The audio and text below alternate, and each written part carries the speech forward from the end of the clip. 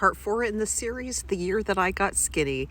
Part 4 takes us to the surgeon's office, the bariatric surgeon. He would never perform bariatric surgery on me, but it is where my come to Jesus moment happened. How many people's come to Jesus moments happened there, right there in the doctor's office? Okay, he weighed me. You know, because they got to weigh you for the bariatric surgery. They've got to weigh you. I hadn't weighed myself in decades. I had a sense, okay? You kind of know, but I had not been weighing myself for many, many years.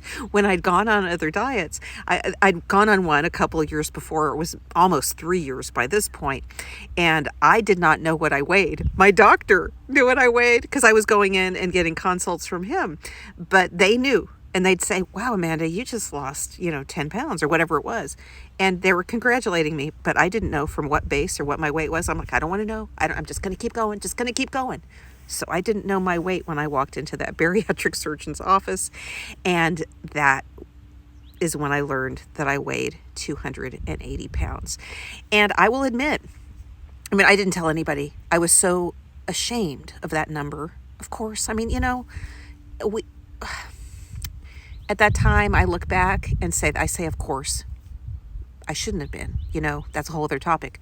But I did feel that. And I was shocked. I was truly shocked. I could not say it. I could not say 280 pounds. It would be weeks, I believe, some weeks before I would tell my sister. And even then, it was like, well, yeah, you know what? It's over 270 or, it's over 260. I was like inching up to tell her. She was the first person that I told. And the second person I told was my Aunt Joyce. And so they knew very early on, and no one else knew. They knew because they could see me, okay? But no one else knew the number. Those two knew the number. And I knew they'd understand, and they still love me. And they had struggled too. Especially my Aunt Joyce had really struggled. And I felt like I could tell her. And I did. I told her. So, I love you guys, by the way, that I could tell you. Okay, so there I was. 280 pounds. But I could feel this hope, like, coming up in me. I'd had this idea that my key to maintenance would be hiking, okay? And so some months before, I was out hiking, and on one of those hiking vacations, I busted my knee in a cheap Chinese restaurant. That was what, episode 2 or something? 3, whatever it was. Oh my golly. And so,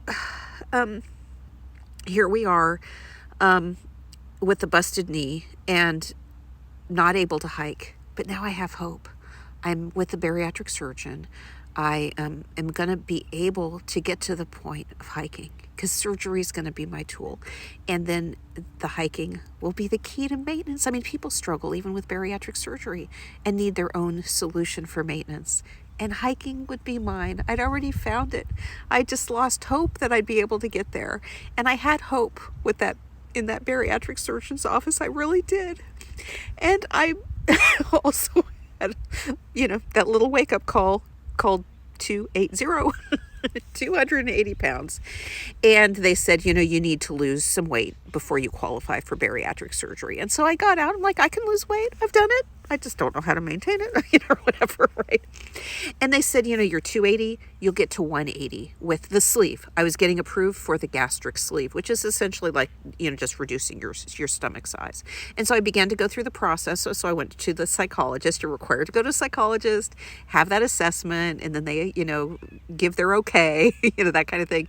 You see a nutritionist, same thing. They talk to you about your nutrition and give that okay. And you go to support groups. There's a whole process that's set up and established around you having a successful experience with the surgery. And so there I was going through it.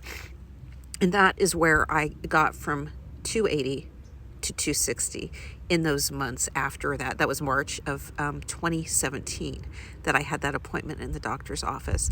And so I would begin to lose weight, slowly, but, very well. And because again, I knew how to lose some weight. I'd lost weight so many times. So there I was, like a champ, right? Losing my weight. And I am so proud of myself for a key thing as I look back on this. I was out hiking. Limping, okay. I, I still had the injured knee. I was out taking my kids on all of these adventures. And I do, as you'll see in the other episodes, I do see that was a key. That was a key to lead me to where I am now. I never had the bariatric surgery, okay? But I had so much hope out on those trails. And I knew that hiking was going to be the key. I knew it somewhere inside. I knew it planted inside, as you all heard from that story. But I am proud and grateful. I'm proud of myself, grateful that I had that vision to have that as a focus. And in those spring weeks of 2017, it was a big focus of our activities as a family, and their own stories. But now I'm curious, how many of you didn't weigh for decades? I think a lot of us, right? I think weighing now, and there was, in my weight loss, there were years I didn't weigh. And so, it's a difficult thing. We have to have some accountability. We need some kind of objective measure of what our body weight is, or, kind of what our health choices are, that objective measure. But at the same time, not to be kind of enslaved by it. So it's always kind of a balance or whatever, right? But anyway, yes, the come to Jesus moment, 280, in the bariatric surgeon's office, a surgeon that I never had to use for bariatric surgery, though he later did a hernia surgery, and a story unto itself. Okay, you guys, I feel like telling you all about that and about the scale. We must be besties now, right? Right? Okay, and thank you, Aunt Joyce and Kimberly. Okay, love you.